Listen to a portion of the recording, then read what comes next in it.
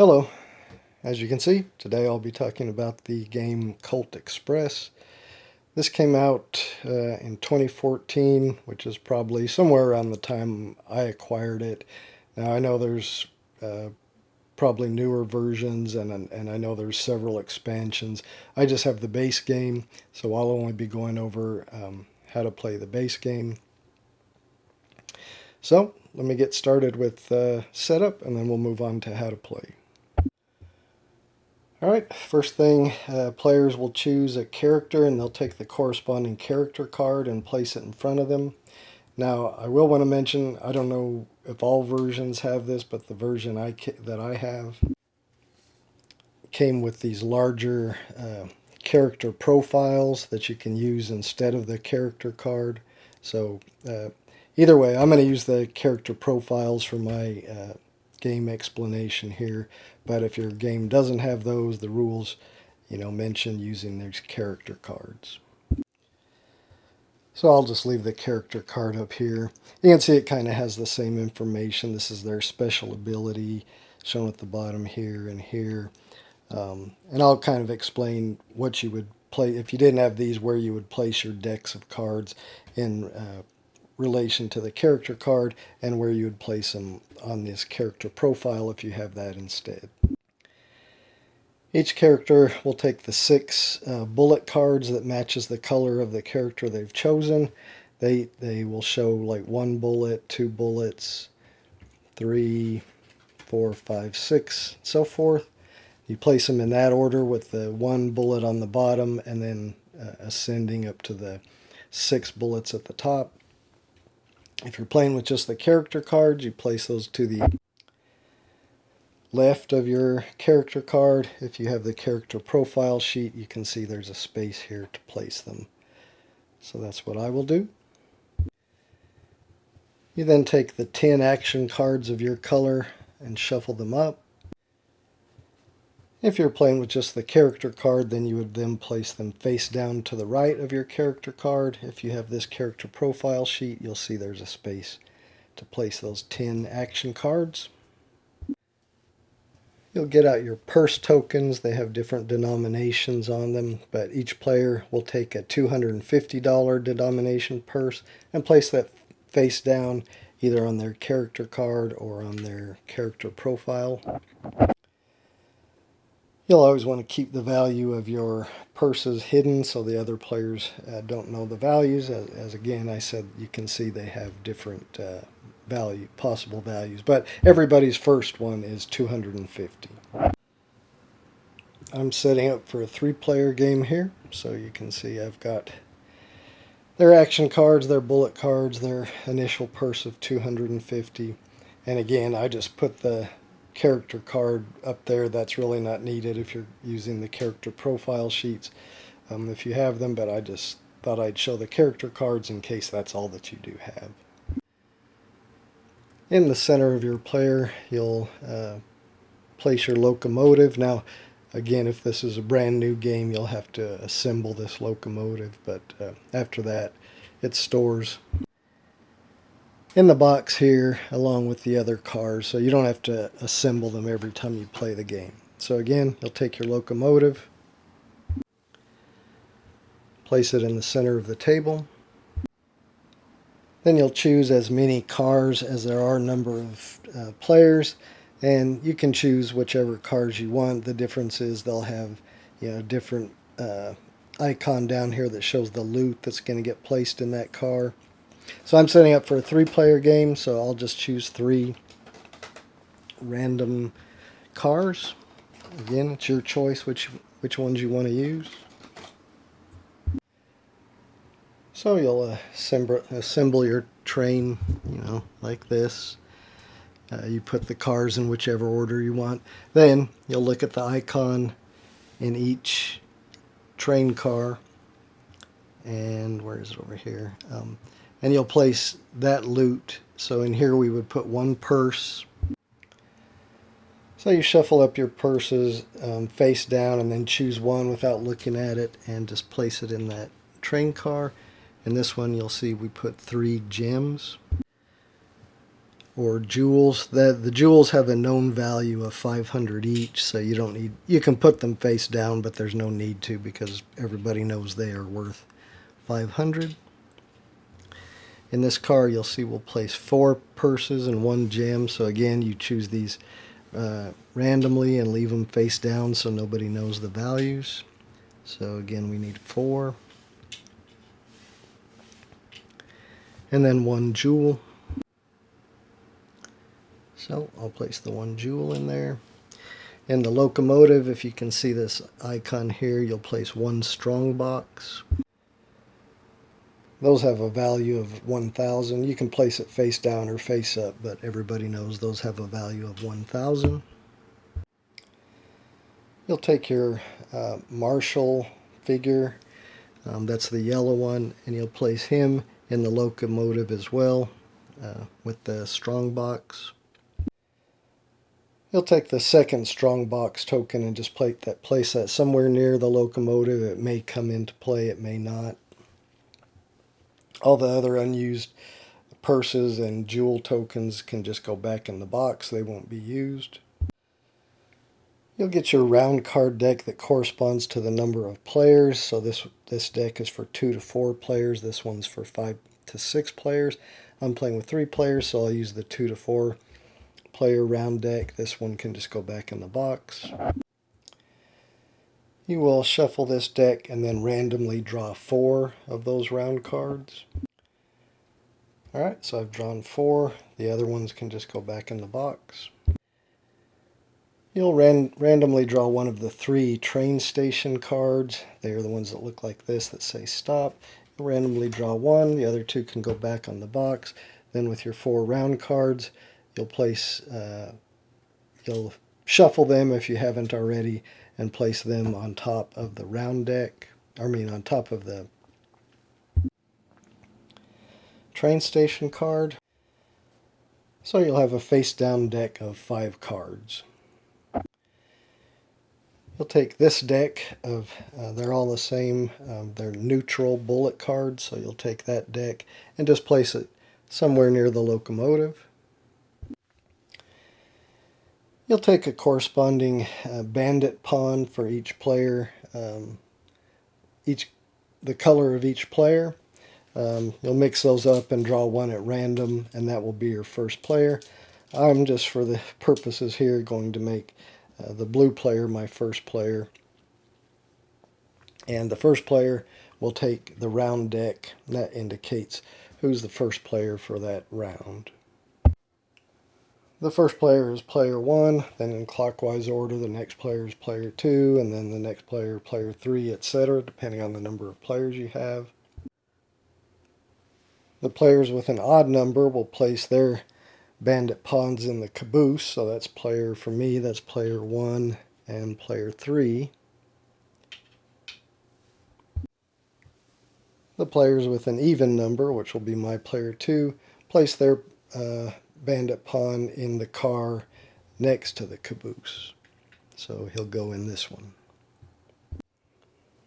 Then, it's not really mentioned in the rules, but the version that I have does come with a little bit of terrain you can place about just for thematic purposes, you know.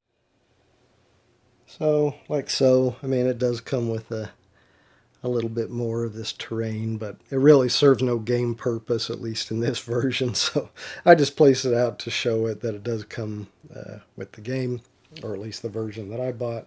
But that complete setup, we are now ready to move on to how to play.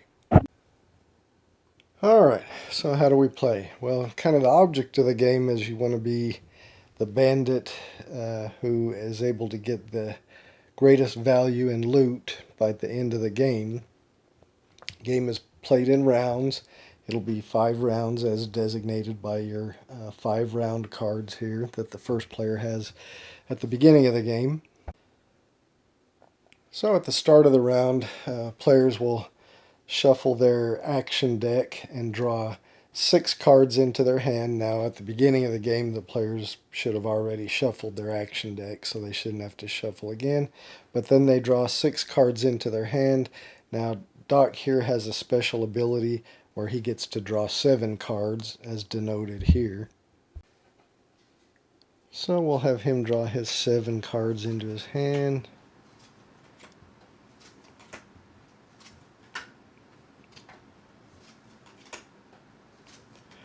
Again, the other players will draw 6, which I have done here. So this is their hand. Again, you would keep your hand of cards to yourself. You wouldn't show them to the other players. Since I'm playing solo here, it's easier for me to just put the hands of cards down like that. Next, the first player draws the top round card and puts it on the table where all the other players can see it. Now the round card tells you how many turns there are going to be that round. So you can see this one, there's going to be 1, 2, 3, 4, 5 turns that the players will take during this round. And there may be some other information on this round card. Like you can see on these turns, the players will play their cards face down, and we'll see how that works here shortly. But that's what those tunnels mean. Some of the round cards may have an icon here at the end, which tells a special effect that's going to happen at the end of the round. Or they may have two of these regular looking turn boxes kind of combined, which means the players will take 2 turns in a row, like this one here. So here we'd have a regular turn, then here on this one the players would get to take 2 turns in a row each, or play 2 action cards, or so forth. We'll talk about the turns here in a minute, and then another regular turn. So I just wanted to mention kind of what the different icons on the round cards mean. Here's one that has one of those special icons at the end of the round card, at the end of after it shows the turns. And this icon means at the end of this round you would take this extra strong box that I mentioned and place it in the train, in one of the cars or the locomotive, wherever the marshal is currently located. So we'll go over later what all the possible special actions that you can see on these round cards are, but I just wanted to show that for now. So after the first player has turned over the top round card from the round card deck and showed everybody how many turns and what special effects might take place that turn, we move on to the scheming phase. So in the scheming phase is when players will actually play cards for the turns, and the action cards allow the players to move around and loot and shoot at the other players. But in the scheming phase, you're not going to actually be doing what's on your action card. You're just going to be playing it, and then it will be resolved at a future turn. So we know this round is going to be 5 turns in the scheming phase. So the first round, you can see that players have to play their cards face up. Remember, this icon means their cards will be played face up. This icon means they'll be played face down.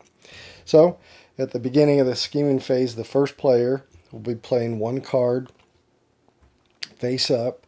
So he'll choose one of his cards. So maybe this player plays this card. Again, it has to be played up. Now the next player in clockwise order will play one of their cards. So, maybe this player plays this card, and I'll explain what the different action cards are here in a minute. So he's played his card. Now the third player, she'll play one of her cards. Maybe she plays this card. Now, all the players have played 1 card, so that's going to end the first turn of this round. So now we go to the second turn of this round. So player will play a card from his hand face down now because of the tunnel icon there. Now, one thing you can do besides playing a card, you can skip playing a card and instead draw 3 cards from your deck into your hand. But maybe this player wants to play another card, so he chooses a card. Now it has to be played face down this time. Now it's the next player's turn. They'll play a card. Maybe he plays this one, and we come to this player. It's her turn, so maybe she plays this one. All right, now we move on to the next turn where cards will be played face up. And you continue that way until you've done, on this round card, until you've done all 5 turns. And then you'll have a stack of cards here. So again, during the scheming phase, players are kind of pre-programming the actions that they're going to play during the next phase. So by the time you finished the scheming phase at the end of this round, every player would have played 5 cards, unless instead of playing a card, they had chosen to draw 3 cards into their hand for that turn, and then they may have played less than 5 cards. So once that's done, that ends the scheming phase. At the end of the scheming phase, any unplayed cards in a player's hand are placed back on top of their personal deck, so like so. Next you move on to the next phase, which is the stealing phase. And the stealing phase is when the actions that were placed into this deck will be carried out. So the first thing that happens in the stealing phase is the first player will take that deck of cards, turn it over, put it in their play area. The player will then reveal the first card, and whoever's bandit that is will then perform that action. So in this case, for example, it's Doc, the blue bandit, who is back here in the caboose, and he would perform the punch action. When doing the punch action, you'll choose another player who is in the same car on the same floor as you, because there's 2 floors here. You've got the bottom floor that all the bandits are on now, but you can move up to the top of the train, and you'd be on a different floor. So if you do a punch action, you couldn't punch this player if they were up on top of the train. They have to be in the same car and on the same floor. And if there is more than one bandit in that car with you, you choose which one you're going to punch. So if Doc played a punch, he's only got one other bandit in the car on the same floor as him. So he would have to punch the green bandit, which is Cheyenne. Now the first thing that happens when you punch a bandit is they lose one of their loot tokens. You get to choose. If they have multiple loot tokens, you get to choose which one they lose. So if it's a jewel, or if it was a strong box or a purse, you get to choose which one and drop it in the floor of the car that you're in. If it's a purse like this one, you don't get to look at it and see the value. You just choose one from amongst the loot they have, and then you would drop it. Because they got punched, they drop it. You then move that bandit to an adjacent car, so either forwards or backwards, but if it's the end of the car, you're not allowed to punch them off the train. So in this case, if Doc punched Cheyenne here, he would have to move her to this car. But if she was punched in this car, then she could be moved to either this car or this car. But in this case, since you can't be moved off of the train, she would get moved forward to that car. Similarly, if you were up here in the engine and you got punched, you would have to go back into a car. You couldn't go forward off the train. All right, and then that completes the punch action. So this player would then get his card back. So, the action's been carried out. You then give it back to that player. And they take that card and put it back on their personal deck. Then the next card is revealed. So in this case, it's Tuco's card. This action is the robbery action. So you're robbing inside of the car. So what that allows you to do is to take one of the loot tokens off of the same level of the car you're on. So Tuco being in this car, he could take any one of these jewel tokens and place it face down, although it doesn't really matter if you have a jewel whether it's face down or not, since everybody knows their value of 500. However, if he had been up here when his robbery card was revealed. Because there's no loot token there, he just wouldn't get to take anything. Now, if there was a loot token up there that was dropped there because somebody had one and got punched up there, for example, then he would get to loot that one. But you can only loot on the level of the car that you're on. So he was here. So in this example, he could take this jewel and place it on his sheet. And now his card has been resolved, and so he would get his card back and place it on top of his personal deck. And then the next car would be revealed, and its action would be carried out. So let's talk about what this action is. This is the Marshal action. So in this place, the green player Cheyenne played this card, so she would get to move the Marshal one car, forwards or backwards. Now in this case, the Marshal is in the engine, so it could only go in this direction. The Marshal can't move off of the train. So you can move. You would move the Marshal one car forwards. And I should mention these actions are never optional. If your card is drawn, you have to take the action on it, even if it makes you do something you didn't want to do, like move when you didn't want to, or move the Marshal when you didn't mean to, because maybe you planned an action, but in the meantime your pawn has been moved because it was punched or from some other effect, and now you're not where you wanted to be, and your next card moves you or causes you to do an action you didn't really want to do because of where you're located. That doesn't matter. You have to carry out the action that's on your card. So if your card is a move, which we hadn't seen any of those yet, but if you have a move action, you can't stay where you are. You have to carry it out. So as I was saying, the Marshal action causes you to move the Marshal. Now the Marshal always stays on the bottom floor of the train. He never moves up. So you would move him one space forward or backward, depending on where he is in the train. If he can move forwards or he can move backwards, you can move in that direction.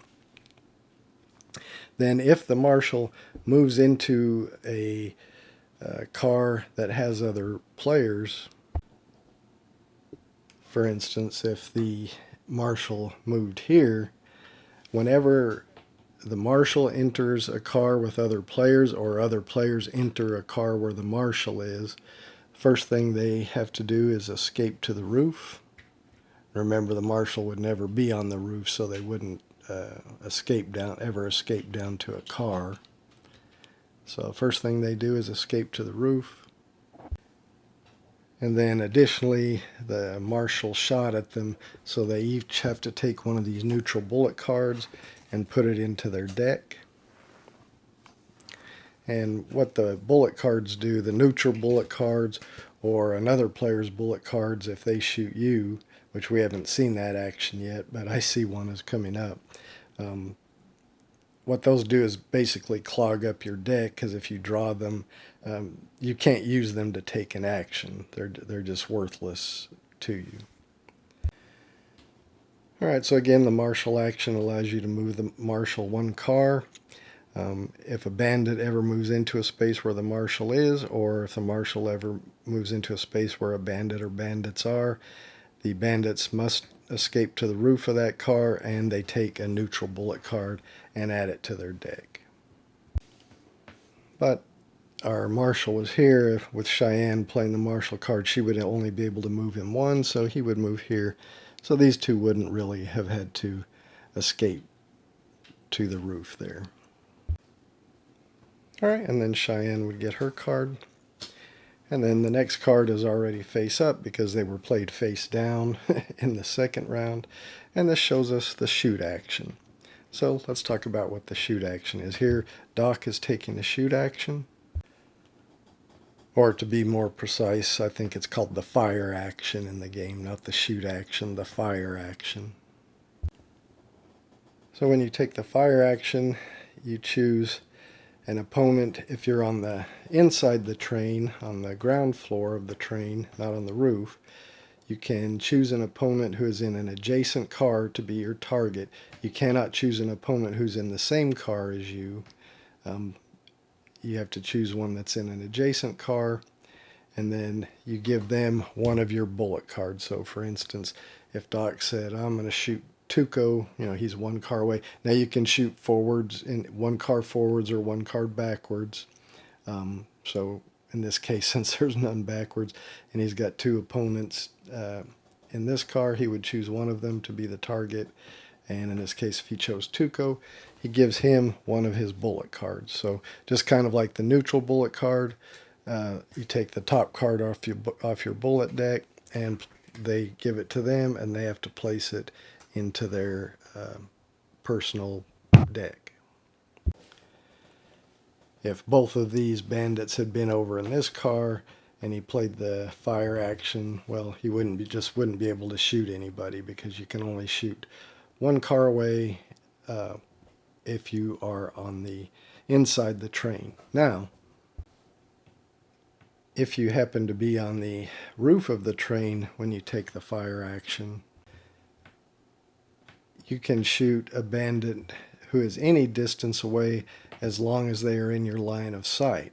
Now, what blocks line of sight is another bandit. So in this case, if Doc is firing, he could only shoot Cheyenne because she's in his line of sight to Tuco. So he would not be able to shoot Tuco. Now, if Cheyenne was down here, then when he took a fire action, he would be able to shoot him, even if he was all the way over here.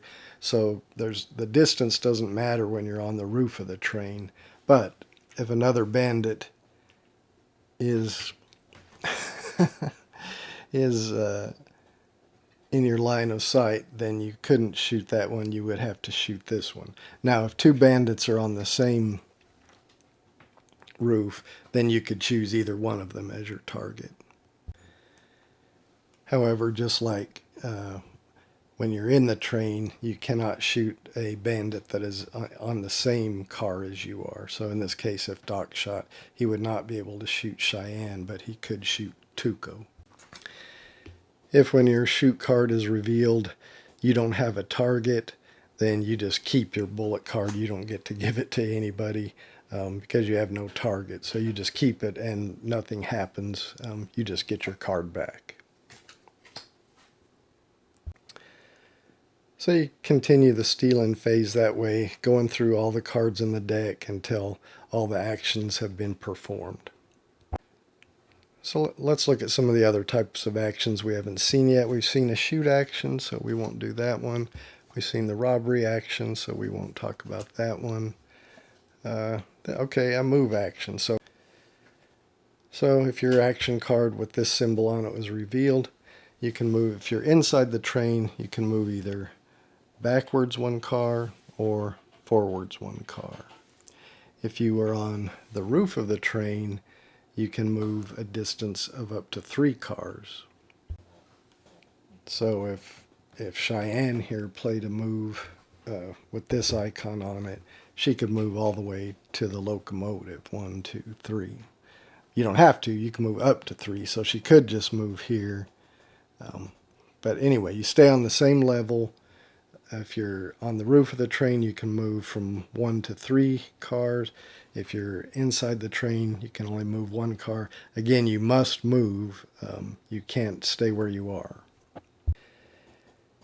If you play this action card, if your action card with this symbol is revealed, then you have to go up or down a level depending on where you are. So in this case, if this was Tuco's card and it's revealed, he would have to go down into the train. If he was already in the train, then he would have to go to the roof of the train when that card is revealed.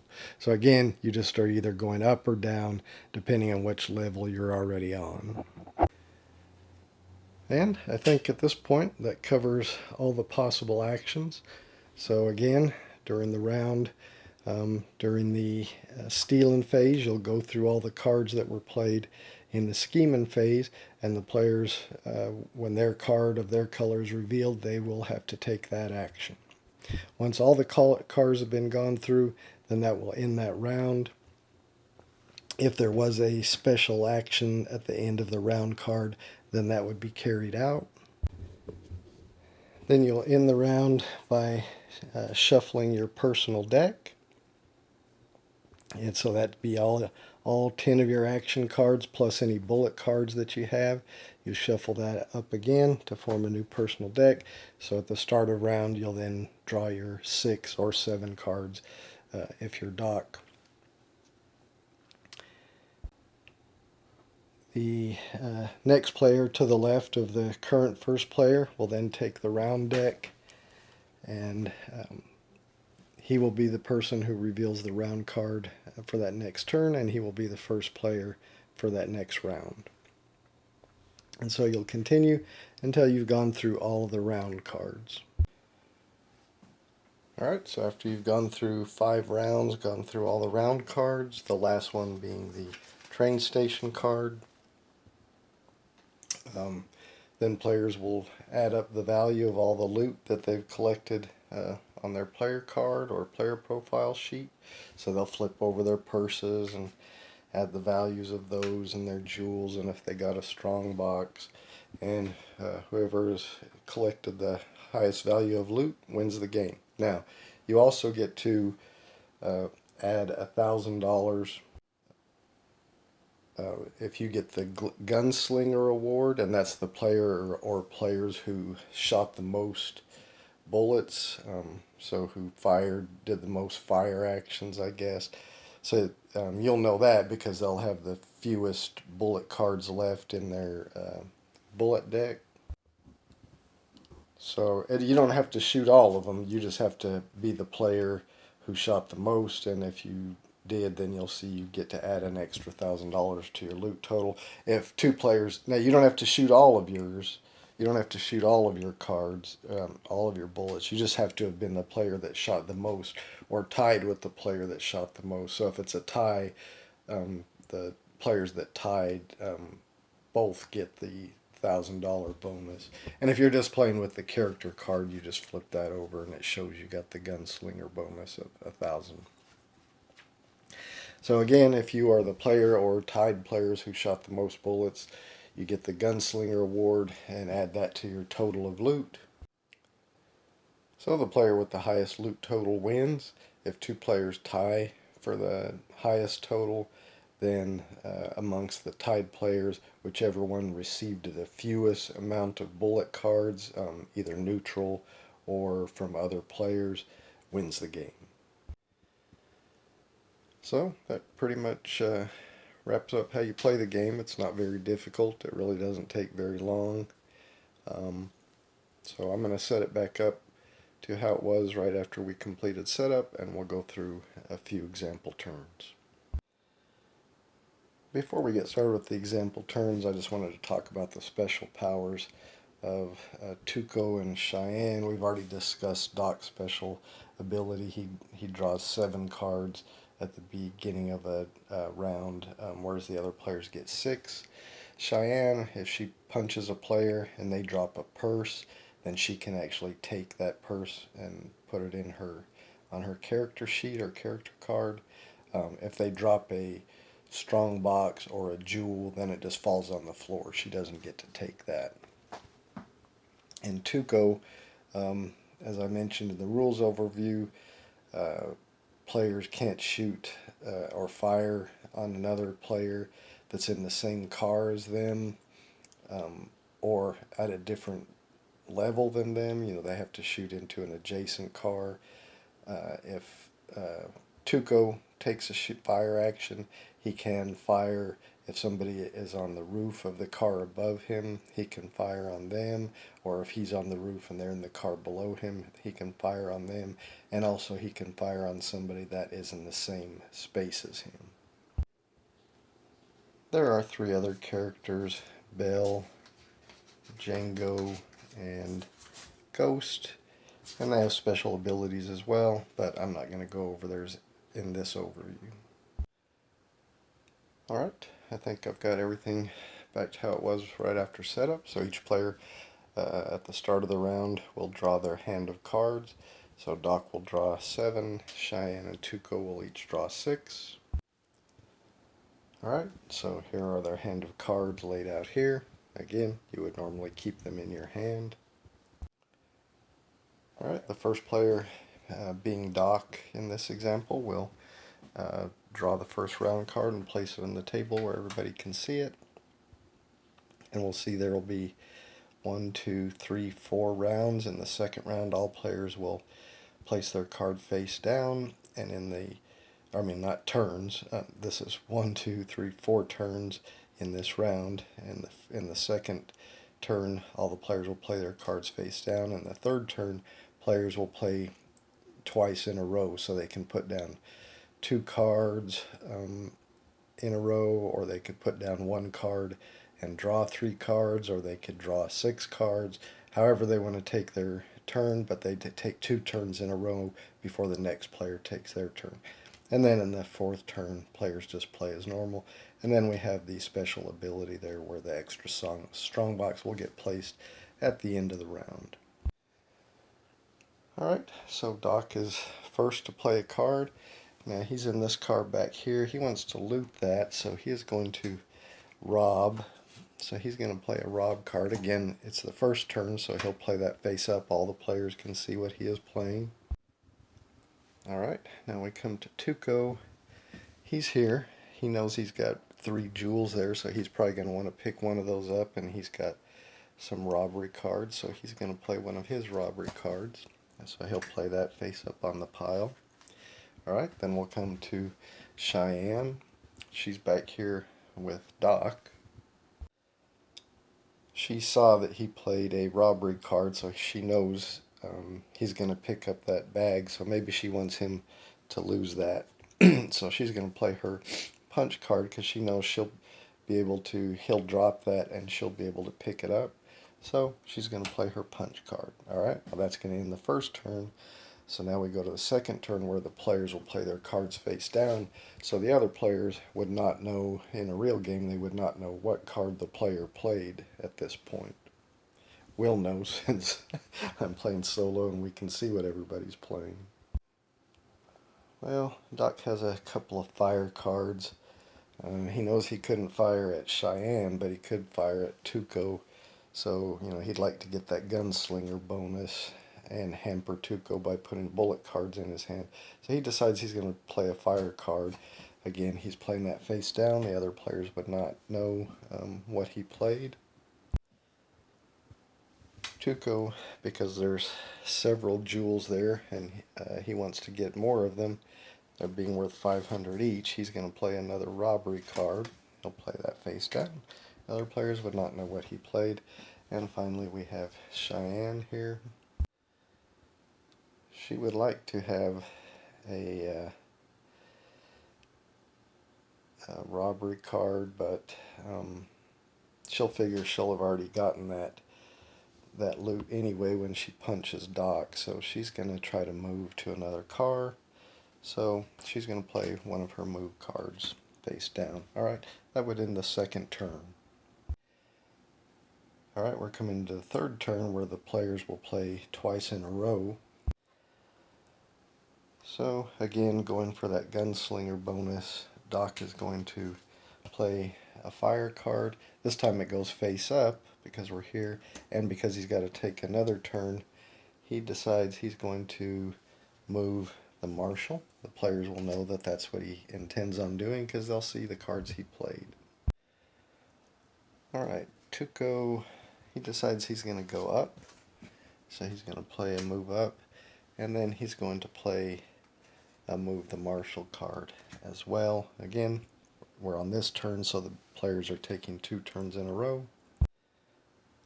Cheyenne is figuring she's going to be in this car, but she doesn't have a robbery car, so for her first turn of this double turn, she's going to draw 3 cards into her hand, hoping she gets a robbery, which she did. And then she's going to play one of those robberies for her second turn of the 2 turns in a row. This is actually called speeding up here. Alright, and for the last turn of the round, the players will just play 1 card face up. So we'll say old Doc, he decides he's going to go up on top of the train as well, so that's what he's playing. Tuco, he doesn't have much choice. He has to play a move card. And Cheyenne, she doesn't know where the other players are going to be. She thinks she's going to have an opportunity to rob here again and get another jewel, so she's going to play another robbery card. And now that's going to take all the turns, so that will end the scheming phase, and now we'll go on to the stealing phase. So at the beginning of the stealing phase, the first player will take the deck of cards that was created during the scheming phase, flip it over, and now he'll start revealing them one at a time. So first one he reveals is his robbery action. So he will take this purse and put it on his player profile or player card. Alright, and now he'll get that card back. He just puts it back on his deck. He now reveals the next card, which is Tuco's card. Tuco's robbing, so he's robbing this jewel. He'll put it on his player sheet, and then he'll get that card back, and it will go back in his deck. Alright, the next card is revealed. It's Cheyenne. She's doing a punch. She's in the same car as Doc, so he's the only target she has for the punch. So she'll choose one of his loot tokens for him to lose, and then because of her special ability, she actually gets it, so she can look at it at that point. Oh, she's happy with that. Alright, and she gets that. Now, she also, her punch knocks Doc into an adjacent car, so that's going to knock him back here with Tuco. And then she will get her card back and put it back on her deck. Alright, now we see that the next card is Doc's fire card. He had planned on firing on Tuco because he thought he was going to be in this car. He didn't realize he was going to get punched. But now his only target is Cheyenne, because he can't fire at the target in the same car as he has. So he's going to choose Cheyenne and shoot at her.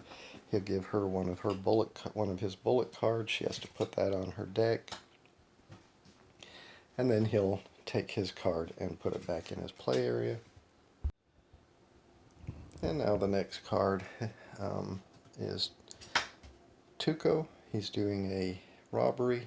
He's still in this car, so he gets to pick up one of these jewels, put that in his play area, and that's going to be it for him. So he'll take his card back, put it in on his deck. The next Cheyenne's card is revealed. She's doing a move action. She can only move to one adjacent car since she's inside the train, so she will move in here with the other two bandits, and then she'll take her card and put it back on her deck. Alright, the next card will be revealed. That is Doc doing a fire action. Unfortunately now, because everybody's in the same train car as him, he has nobody to fire at, so he doesn't get to assign a bullet to anybody, so he'll just take that card and put it back in his deck. Next we have his moving the marshal, or his marshal action card, which allows him to move the marshal to an adjacent car. So he will, if I can get it out of there, he'll move the marshal here. That's pretty much the only effect that's going to happen here, since the marshal didn't move into the same car as another player. So he will now take his card back, put it back in his deck. The next card is revealed. That's Tuco's. He is moving up, so he will move up to the roof of this car, and then he'll take his card back. And then his next card will be revealed, which is moving the marshal. So now he will move the marshal in here with these two players, which forces them to also move to the roof, and they both have to get a neutral bullet card. So Doc will get a neutral bullet card and put it on his deck, and Cheyenne will get a neutral bullet card and put it on her deck. Tuco will then take his card back, put it on his deck, and we'll reveal the next card. It is Cheyenne. She was hoping she was going to do a robbery, Unfortunately, there's no loot tokens for her to pick up there, so that was pretty much a wasted action. She'll put that card back on her deck. We reveal the next card. It is Doc. He's going to move down. Unfortunately, he didn't anticipate this situation because he'll move down. Now he's moved into a card where the marshal is, which is going to immediately move him back up to flee from the marshal, and he'll have to take another neutral bullet card. So that was not anticipated on his part. He'll get his card back. We reveal the next card. It's Tuco doing a move. Because he's on the roof, he can move from 1 to 3 cars. If he was inside the train, he could only move to one adjacent car. But he's going to move all the way over here to the locomotive, and he'll get his card back. And now we reveal the last card, which is another robbery card for Cheyenne. And again, there's nothing for her to rob there, so that was just a wasted action on her part. She didn't know that that's where she was going to end up being. So we've gone through the deck. That's going to end the stealing phase. Now we'll do the event that's at the end of the round card, which in this case, as I mentioned, is the take it all, which means the strongbox will be placed in the same card that the marshal is currently in, so we'll place that there. We should have put these unplayed cards back on the players' decks at the end of the scheming phase. I forgot to do that, but we should have done that at the end of the scheming phase. And now that we're at the end of the stealing phase, shuffle up their decks of cards again, so that includes all 10 of their action cards plus any bullet cards that they received. The round cards are passed to the player to the left of the previous first player, so that would make Tuco becoming the first player. The old round card is just discarded.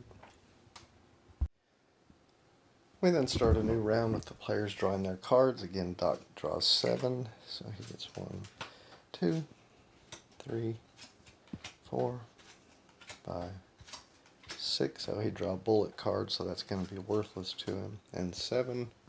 Cheyenne just gets 6, 2, 3, 4, 5, 6. Oh, she drew a bullet card, so that one's worthless to her. And Tuco gets 6 as well. And then we would start a new round, or we would start a new scheming phase. Tuco needs to reveal the next round card, which we can see is going to have 5 rounds, or 5 turns. In the second turn and fourth turn, the cards would be played face down.